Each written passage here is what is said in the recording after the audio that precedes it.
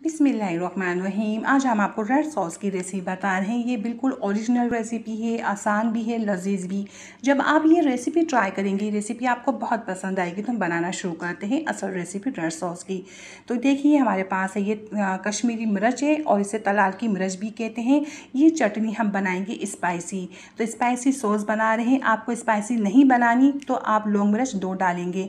तो देखिए थोड़ा पानी लेंगे और नीम गर्म करेंगे और ये मिर्चें भिगो देंगे 2 घंटे के लिए। 2 घंटे बाद हम लहसुन डाल रहे हैं 1 टीस्पून। आप साबित लहसुन भी डाल सकते हैं, 5-6 कली। प्याज ऐड करेंगे छोटे साइज़ की 1 अदद। नमक 1 टीस्पून। Vinegar 1 table spoon. बस 1 टेबल स्पून ही विनीगर जाएगा, इससे ज़्यादा नहीं। ज़ीरा powder 1 table spoon. Cooking oil 2 table spoon. अब हम इस चटनी को बारीक पीसेंगे। तो देखिए इसमें इस सॉस में पानी ज़्यादा नहीं डाला जाता।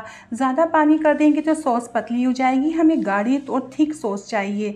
तो देखिए ये पानी कम है, तो इसी पानी में हमें ये सॉस बनानी है। तो अच्छे से ये मिर्चें इस पानी में डिप करेंगे।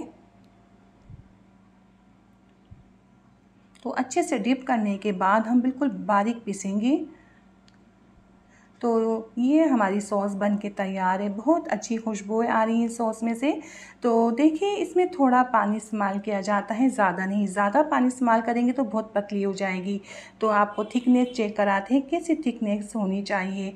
तो ये देखिए इतनी थिकनेस होनी चाहिए। हम पतली बनाएंगे तो ये चटनी, ये सॉस अच्छी नहीं बनेगी। तो ये देखिए बन के तैयार है। जब आप ये रेसिपी ट्राई करेंगे तो आपको ये रेसिपी बहुत पसंद आएगी। तो मैं उम्मीद करती हूँ आपको रेसिपी पसंद आएगी। मैं आपसे ज़्यादा चाहती हूँ। अल्लाह हाफिज़।